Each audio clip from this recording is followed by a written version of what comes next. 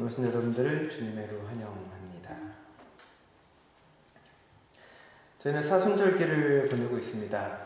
사순절기를 보내면서 예수님의 고통, 예수님의 삶, 그리고 그가 걸었던 길에 동참하고 그리고 가슴에 새기고 만나는 절기이기도 합니다. 예수님을 경험하고 체험하는 절기이기도 하죠. 종종 저에게 이제 사람들이 물을 때가 있습니다. 목사님, 하나님을 어떻게 체험하고 어떻게 경험하고 어떻게 만날 수 있냐고 물어봅니다. 저도 이렇게 일대를 만나게 해주고 싶고 소개하고도 싶긴 한데 쉽지 않은 일이겠죠. 그래서 하는 말은 늘 똑같습니다. 성경에 나온 말 그대로 하는 거죠. 기도하고 말씀 보고 이웃을 사랑하면 하나님을 체험하고 만날 수 있습니다라고요. 어렵나 봐요, 그런데. 근데 그거 외에 다른 방법은 실은 없습니다. 그런 거죠. 누가 문을 어떻게 열어라고 물어보면 그래, 손잡이를 잡고 돌려서 밀어. 안 밀어서 안 열리면 당기든지, 그것도 아니면 좌우로 돌리면은 한쪽으로는 열릴 거야 라고요. 문이 너무 무겁고 힘들어서 안 열리는데 어떻게 해야 되지라고 물어보면 뭐라고 해야 될지 모르겠습니다. 힘껏 밀어야지, 힘껏 당겨야지, 방향을 잘 맞춰야지라고요. 기도하는 것도 말씀을 읽는 것도 이유를 사랑하는 것도 마찬가지일 수도 있습니다. 기도를 열심히 한다고 이야기는 하지만 혹여 우리는 밀어야 열리는 문을 당기고 있을 수도 있고요. 성서를 열심히 봐야 된다고 말하지만 정작 당겨야 될 문을 열심히 밀고 있는 건지도 모르겠습니다. 잘못된 방향으로 잘못된 방식으로 내 뜻대로 기도하고 내 마음대로 성서를 읽다 보니 우리는 하나님을 경험하는 것이 아니라 성서를 볼 때마다 내 욕심을 마주하게 되고 성서를 볼 때마다 내 마음대로 해석하게 되는 게 우리의 모습이기도 하죠. 저는 성서를 읽고 보여주고 해석하고 같이 나눕니다. 그리고 그 성서를 읽는 방법에 대해서는 강남순 교수가 쓴 글이 제일 와닿는 말이기도 합니다. 성서를 잘 읽는다는 것은 성서와 함께 생각하면서 성서에 저항하는 것을 의미한다. 즉, 성서가 담고 있는 평등과 정의의 원리를 가지고 동시에 그 성서가 담고 있는 배제, 차별, 폭력, 불의의 메시지에 대한 저항을 해야 하는 것을 의미한다. 성서에는 우리가 이해할 수 없는 일들도 있고요. 그 안에 많은 차별도 있고 배제도 있고 상처도 있고 아픔도 있습니다. 왜냐하면 성서는 완전 무결한 책도 아니고요. 완전 무결한 윤리를 적어놓은 책도 아니기 때문에 그렇습니다. 그 안에는 살아있는 수많은 사람들의 이야기가 그대로 들어가 있습니다. 저는 책을 좋아하는 편인데 정말 안 읽는 책이 두 가지가 있는데, 하나는 이렇게 위인전, 자서전, 누군가의 전기물을 전혀 읽지 않고, 또 하나 읽지 않는 건 자기계발서를 전혀 읽지 않습니다. 읽으려고 몇 번 해봤는데 맞지도 않고요. 전기물이나 자서전을 잘 읽지 않는 이유는 대부분의 그 책은 미화되어 있거나 그 사람이 겪었던 고통과 아픔을 통해서 내가 이렇게 성장을 했어, 나는 그래서 성공했어 라는 과거를 미화하거나 꾸미거나 아름답게 만들었기 때문에 그렇습니다. 그 안에 보여지는 그 사람이 완벽해 보이고 뭔가 노력을 통해서 이루어졌고 나머지 사람들은 노력하지 않았기 때문에 성공하지 못한 것처럼 보여지는 잘못된 가치관이 들어있기 때문에 그렇습니다. 성경에 나오는 수많은 인물들을 좋아하는 이유는 그런 자서전 같지 않기 때문에 그렇습니다. 성경에는 수많은 오점과 잘못과 틀어진 사람들의 이야기입니다. 한계도 있고요, 실수도 하고요, 넘어지기도 합니다. 다만 다른 것은 그럼에도 불구하고 그들이 고백하는 것은 끊임없이 노력하고 애쓰고 앞으로 나아가려고 합니다. 그리고 결국 그 사람이 마지막에 고백하는 것은 내 노력이 아니라 하나님의 은혜를 만나는 지점입니다. 최선의 노력을 다하고 열심히 하나님께 다가가고 결국에 고백하는 것은 하나님의 은혜 가운데 내가 있구나라고 하는 것입니다. 그것은 인간이 아무것도 안 해, 노력은 무가치해, 우리가 해봤자 아무것도 안 돼라는 전혀 다른 영역의 문제입니다.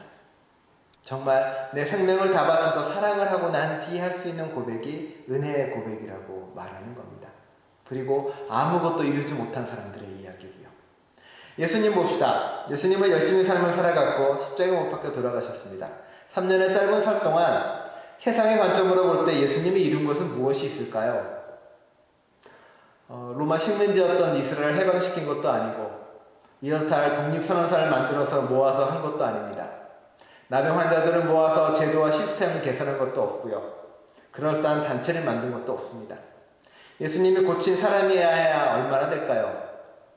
예수님의 가르침 직접 들은 사람은 얼마나 될 것이고 고쳐준 환자는 몇 명이나 될까요? 아무것도 이루지 못한 채 십자가에 못 박혀 돌아가셨습니다. 예수님의 삶조차도 세상의 눈길로 바라보면 무엇 하나 잃은 것 없이 그냥 떠나버린 것처럼 보입니다. 그 안에 완전 무결한 요소가 있었냐 보면 또 그렇지도 않습니다. 자신의 아이를 고치기 위해 타라온 여인에게는 오히려 내가 왜 사람에게 자식에게 줘야 될 것들을 개에게 주겠냐는 막말을 행하기도 하고요. 종종 십자가에 달 그 길이 무서워서 산에 올라가서 제발 나 좀 살려달라고 기도하는 모습까지도 보여집니다. 약한 모습 그대로에 들어가는 것, 그게 성경이 가지는 모습이고 성경이 가지는 이야기입니다. 그래서 우리에게 더 많은 깨우침과 더 많은 놀라움을 안겨주기도 하고요. 성서에 있는 수많은 사람들도 마찬가지입니다. 우리와 별반 다를 바 없는 사람들이고요. 야곱도 그와 마찬가지겠죠. 야곱도 어떻게든 살아보려고 자신의 아버지를 속이고 자신의 형도 속입니다. 그리고 나서 뭔가 자기가 장자권을 통해서 뭔가 얻을 줄 알았는데 얻은 건 아무것도 없이 광야로 쫓겨나서 유배지를 돌아다닙니다. 그리고 밤에 돌돌 떨다가 자기 좀 지켜보겠다고 돌 옆에 이렇게 놔두고 잠이 들었는데 거기서 하나님을 만나죠. 하나님을 만난다고 해도 갑자기 변하지도 않습니다. 하나님, 잘 됐네. 오히려 거래를 하죠. 하나님, 당신이 나를 잘 보살펴주면 내가 당신을 신으로 섬길 테니 어디 한번 내 인생 한번 잘 풀리게 해주세요라고 이야기합니다. 그리고 이제 또 한 걸음을 더 뛰게 되고 발걸음을 뛰게 됩니다. 그리고 여러분이 잘 아시는 라반의 집에 도착해서 레아와 라헬을 만나야 되는 곳에 이릅니다. 야곱에게 별로 라반의 삶에서도 하나님으로 나타나지 않습니다. 한참 뒤에 나타나긴 하는데, 야곱이 이제 라반의 지역에 들어서게 됩니다. 그리고 큰 우물을 보게 됩니다. 돌로 막아져 있습니다. 기다리고 있습니다. 그래서 누가 있나? 혹시 자신의 사촌 동생이 여기에 있나라고요. 마침 라헬이 양떼를 이끌고 그 우물가로 오게 됩니다. 리브가는 어떻게 왔죠? 리브가는 물동이를 지고 이렇게 물을 기르러 왔습니다. 그것과 달리 라헬은 양떼를 이끌고 옵니다. 좀 더 참여적이고 좀 더 역동적이고 좀 더 적극적인 모습이 그 안에 느껴집니다. 양떼 이끌고 와서 물을 먹이려고 하니 야곱이 라헬을 보고 사랑에 빠집니다. 그리고 그가 한 것은 뭐냐면 그 큰 돌을 밀어서 라헬의 양들에게 물을 먹여줍니다. 리브가 역할과는 좀 다른 모습을 보여줍니다. 아브라함의 늙은 종이 이삭의 아내를 구하기 위해 그곳으로 갔을 때 그 늙은 종이 한 기도가 있습니다. 하나님, 내가 우리 낙타들과 나에게 물을 주는 사람을 이삭의 신부감으로 구하겠다고요. 모든 생명을 사랑하고 모든 생명을 돌보는 사람에게 내가 그를 이삭의 아내로 택하겠다라고 기도합니다. 리브가는 그렇게 물을 떠서 낙타와 그 늙은 종에게 물을 줌으로써 생명을 나눠주는 존재, 그리고 온전히 환대하는 사람으로서의 리브가가 드러납니다. 그리고 리브가가 문민족의 어머니가 되죠. 지금은 좀 더 바뀝니다. 물을 주는 사람은 야곱입니다. 나그네고 또 돌아다니는 사람입니다. 머물던 자가 있던 사람이 낯선 누군가를 환대하는 걸 넘어서서 이제는 낯선 자가 우리에게 와서 물을 주고 나눠주기 시작합니다.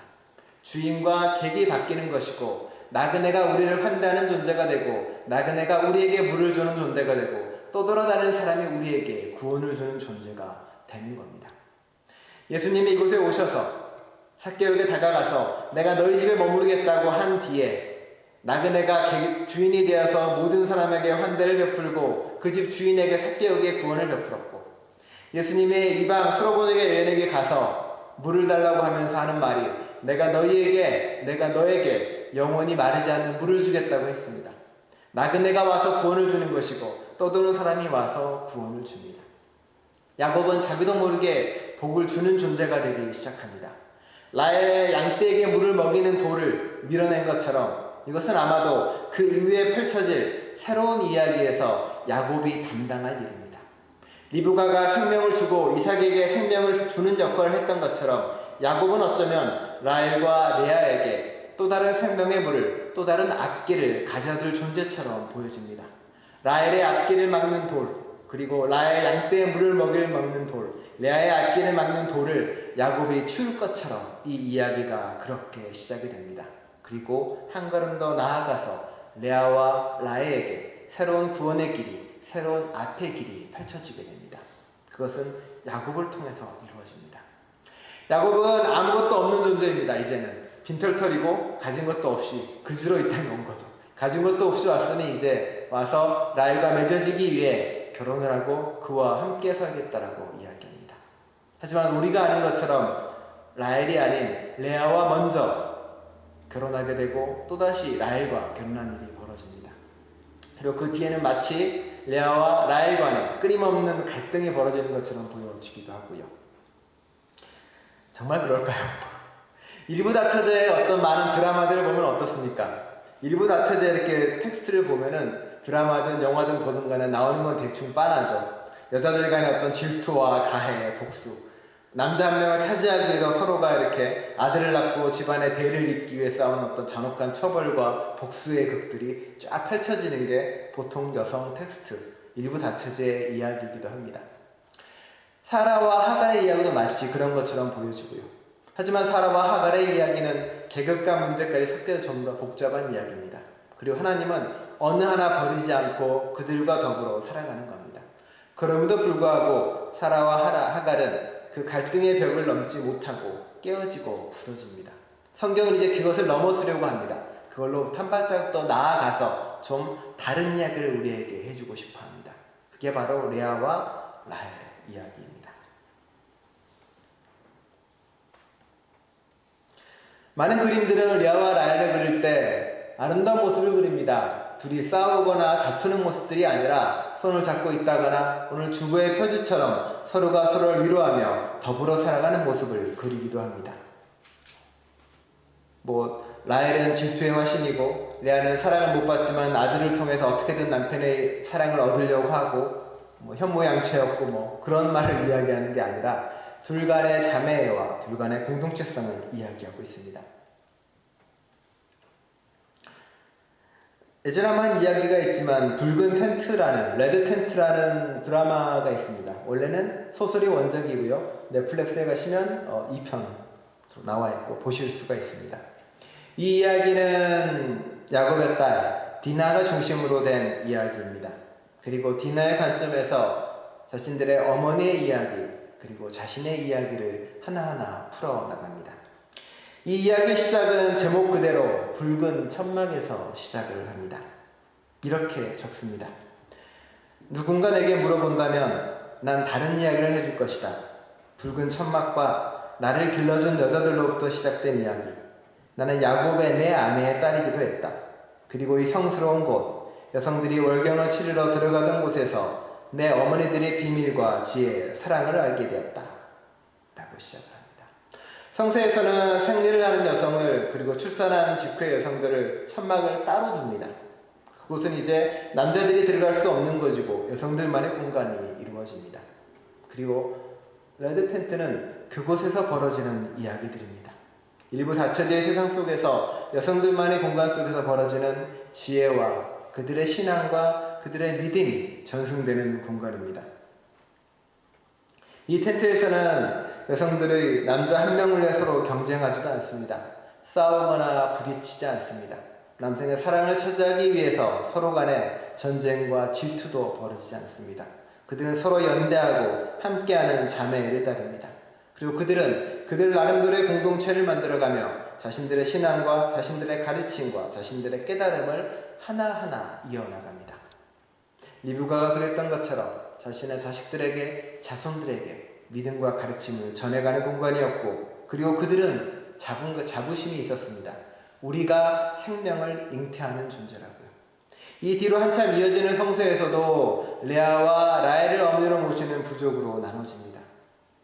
그들은 그들의 부족과 그리고 그들의 전통을 야곱이 아니라 레아와 라헬을 찾으면서 그들을 그들의 부족의 어머니로 모으는 거겠죠. 이 속에서는 당연히 싸움과 전쟁은 없습니다. 새로운 가르침이 이어지고 새로운 무언가가 이어지는 공동체이기도 합니다. 오늘 본문 말씀에 보면은 라반이 레아를 속여서 들여보낸 것처럼 이야기를 합니다. 그리고 레아에 대한 묘사도 좀 다르고요. 오늘 말씀은 레아는 눈이 부드러웠다라고 이야기하고 라헬은 몸매가 아름답고 외모가 아름다웠다라고 이야기합니다. 그렇죠. 성경이 외모 표현하고 있습니다. 마음에 들지 않는 부분이기도 하고요. 얼굴이 부드러웠다, 눈매가 부드러웠다는 말은 여러 가지로 해석할 수 있겠지만 눈빛이 흐렸다는 말일 것이고 야곱의 눈에 보기에는 레아보다 라헬을 더 사랑했다라고 이야기하는 거겠죠. 그의 눈에 라헬이 더 아름다워 보였다고요. 성서는 라반이 레아를 강제로 혹은 레아를 대신 들여보냈다라고 묘사하고 있습니다. 하지만 이 책에서는 좀 다르게 이야기합니다. 이 책에서는 어떻게 이야기하냐면 라헬이 결혼을 하고 그리고 첫날 밤에 야곱에게 들어가기를 무서워하고 두려워합니다. 그리고 어딘가로 도망가 버립니다. 그 자리를 레아가 대신합니다. 그 레아가 그와 더불어 야곱과 더불어 그 밤에 이야기를 합니다. 이런저런 이야기를 하면서 자신의 아버지를 라반을 속이기에 이릅니다. 그리고 야곱이 나와서 이야기하죠. 레아가 택하고 라헬이 선택함에도 불구하고 라반 당신이 속인 것이라고 원망을 하게 합니다. 그래서 레아와 라헬 모두를 야곱과 함께 결혼하는 곳에 이르게 됩니다. 레아와 라헬은 야곱을 통해서 돌을 밀고 새로운 한 걸음으로 나아가기 시작합니다. 라반이라는 가부장 아버지 속에 자랐던 그들이 야곱을 통해서 새로운 꿈을 꾸게 됩니다. 야곱은 아무것도 없는 존재이고 아무것도 가지지 않는 존재입니다. 권력자도 아니었고요. 오히려 떠돌던 사람이었습니다. 레아와 라헬은 야곱 속에서 자신들의 모습을 봅니다. 힘없고 아무것도 없었던 모습들. 성별의 문제가 아니라 함께할 수 있는 존재로 야곱을 바라보게 됩니다. 그래서 그들과 더불어 라반이라는 큰 돌을 밀어내고 새로운 발걸음을 한 걸음 한 걸음 더 뛰게 되는 거겠죠. 그래도 저 뒤에 보면 이제 레아와 라헬이 떠나면서 라반에게 한 말이 있습니다. 당신이 우리를 팔아넘겼고 당신이 우리를 당신의 소유로 여겼으니 당신과 더불어 살 수 없다는 얘기를 하면서 떠나갑니다. 그리고 두루민도 훔쳐가고 여러 가지 일이 펼쳐지는 거겠죠. 레아와 라헬은 자신들의 삶을 선택을 합니다. 아버지로부터 벗어난 또 다른 구원의 삶을 선택을 하는 거겠죠. 약을 놓고 다투고 싸우는 게 중심이 아니라는 이야기입니다. 물론 그들 사이에는 새로운 관계를 만들어야 되고 새로운 역할을 만들어야 될 어려운 일도 남아 있습니다. 누군가의 사랑을 받고 사랑을 돌받고가 쉬운 일은 아닌 거겠죠. 그 아픔이 바로 거기에 남아 있습니다. 레아는 자신의 자녀들을 한 명 한 명 낳으면서 이름을 짓습니다. 그 이름이 하나님이 나를 보았고 하나님이 나를 들었고 하나님이 나를 알았다라는 고백입니다. 그 고백 어디에서도 라헬을 원망한다거나 라헬을 시기하거나 질투하는 이야기는 전혀 나와 있지 않습니다. 이곳에서는 사랑받지 않는 사람들, 덜 사랑받는 사람들, 혹여 좀 그늘져 있는 사람들, 어둠 속에서 채 보이지 않는 아픔 있는 사람들을 돌보시는 하나님에 대한 고백이 들어가 있습니다. 야곱이 나를 좀 덜 사랑하고 내가 더 사랑받고 싶지만 그 사랑에 채워지지 않았지만 그래도 내가 하나님이 내 아픔을 아시는구나. 하나님이 내 아픔을 아시고 내 슬픔을 들으시고 내 고통도 보살펴 주시는구나. 그들이 고백하는 하나님은 그런 존재입니다. 덜 사랑받는 존재에게 먼저 응답하는 존재이고 덜 행복한 사람의 손을 먼저 잡아주는 존재였고 더 아픈 사람을 먼저 위로해주는 존재라고. 레알은 그 하나님을 만나고 그 하나님을 경험하게 됩니다. 힘들었겠죠. 어쩌면 이 말의 모든 것들은 이제 다른 의미도 있었을 것입니다. 야곱이 나를 알아봤으면 좋겠다. 야곱이 나를 보았으면 좋겠다. 야곱이 나와 하나 됐으면 좋겠다라는 그 마음도 그 안에 들어가 있었을 겁니다. 완전히 없다고 말은 못하겠죠. 하지만 네 번째 아들을 낳고 나서 유다를 낳고 나서 다시 고백합니다. 하나님을 찬양한다는 고백을 하게 됩니다. 자신의 상황은 아무것도 바뀌지 않았고 여전히 야곱은 라헬을 사랑하지만 그럼에도 불구하고 레아는 이제 관계로부터 자유로워집니다. 질투나 시기나 이런 것들이 아니라 자신의 아픔과 절망을 넘어서서 새로운 관계를 맺기 시작하는 겁니다. 이제 그들의 관계 가운데서는 화목이 이루어지고 평화가 이루어지고 연대가 이루어지는 공간으로 넘어갑니다. 사라와 하갈이 이루지 못했던 것을 이제 레아는 한 걸음 좀 더 나아가게 됩니다. 그들은 이제 또 다른 하나님을 경험하고 또 다른 하나님을 만나게 되는 거겠죠.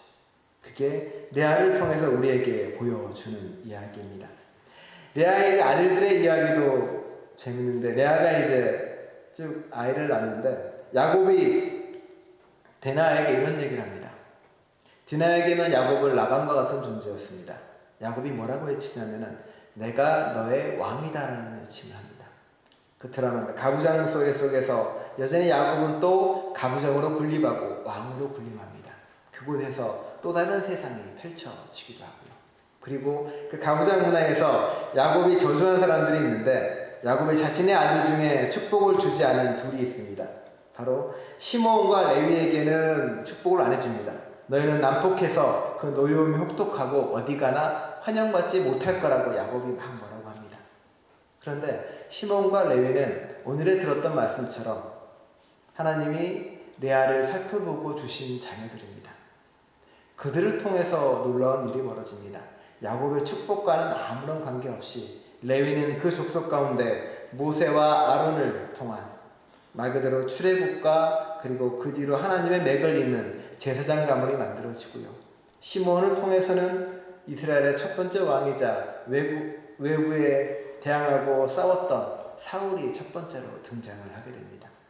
축복과는 관련이 없는 이야기고요. 그리고 야곱이 열심히 축복했던 유다에게 다윗 왕가가 나오긴 하지만 다윗 왕가는 결국은 이스라엘을 분열시키고 몰락시키고 망하게 하는 첫 시작이 됩니다. 유다에게서 예수님이 나오지 않았냐라고 이야기하지만 우리는 이렇게 고백하죠. 예수님한테는 아버지가 없습니다. 하나님 아니기 때문에 남자들의 족보는 아무런 의미가 없는 것처럼 나오는 거죠. 레아를 통해서 하고 싶은 말은 성서가 하고자 하는 이야기는 이야기입니다. 질투와 싸우고 경쟁하는 이야기를 보여주는 게 아닙니다. 한 남자를 가지고 라헬과 레아가 다투는 이야기를 보여주는 것도 아니고요. 이 얘기를 통해서 고부간의 갈등을 해결한다거나 여자 간의 질투를 말한다거나 그런 이야기와는 하등 관계가 없습니다. 그것은 힘없는 자와 연대하고 함께했던 레아의 이야기고, 야곱과 라헬과 함께 만들어갔던 새로운 공동체의 이야기고, 라헬과 더불어 새로운 레드 텐트 안에서 그들만의 공동체를 만들어간 사람들의 이야기입니다. 그리고 힘들었던 사랑받지 못해서 사랑을 온전히 갖지 못해서 늘 갈구했던 레아에게 함께했던 하나님에 대한 이야기입니다. 하나님이 하시는 일을 우리는 헤아릴 수는 없습니다. 다만 하나님은 인간이 만들어놓은 그늘을, 야곱이 만들어놓은 그늘, 혹은 인간의 한계로, 야곱의 한계로 생겼던 그 그늘을 하나님이 빛으로 바꾸신다는 겁니다. 누군가의 가슴에 만들어진 그림자를 걷어준다는 겁니다. 레아처럼 사랑받지 못하는 자를, 레아처럼 아픔이 있는 자를, 그들을 위로하시는 하나님에 대한 고백입니다. 세상이 우리를 잊어도, 세상이 아픈 자를 기억하지 못해도 하나님은 기억하고 함께합니다. 그게 바로 레아의 고백입니다.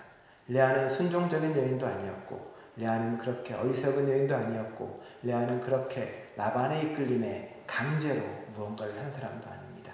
그는 자신의 삶으로, 자신의 손길로, 자신의 발걸음으로 라반으로부터 벗어나 새로운 공동체와 새로운 구원을 만들었던 사람이고, 야곱의 12지파 가운데서도 가장 큰 어머니로, 가장 큰 사람으로 불렸던 사람입니다. 레아를 그렇게 고백하는 저와 여러분 되시기를 축원합니다. 기도하겠습니다. 하나님, 레아를 기억합니다.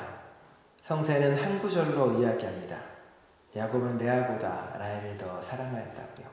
하지만 우리는 그 구절 가운데 보이는 짙은 그늘을 바라봅니다. 레아의 아픔과 레아의 슬픔을 기억합니다. 하지만 거기에 머무르지 않습니다. 그 그늘 때문에 누군가를 아프게 하거나 그 그늘 때문에 누군가를 쓰러뜨리지도 않습니다. 그 그늘을 하나님과 함께 넘어갑니다. 그 그늘을 하나님과 함께 빛으로 바꿉니다. 그래서 그는 하나님을 찬양한다고 결국에 고백을 하고 새로운 공동체를 만들어갑니다. 주님, 저희로 하여금 누구의 마음 가운데 들은 그늘을 걷게 해주시고 누구의 마음 가운데 있는 아픔도 위롭게 하여 주옵소서. 성경을 읽고 바라볼 때 이렇게 낮은 자의 눈으로 세상을 성경을 바라볼 수 있도록 함께하여 주옵소서. 예수 그리스도의 이름으로 기도드립니다. 아멘. 성문찬을 예식을 함께하겠습니다.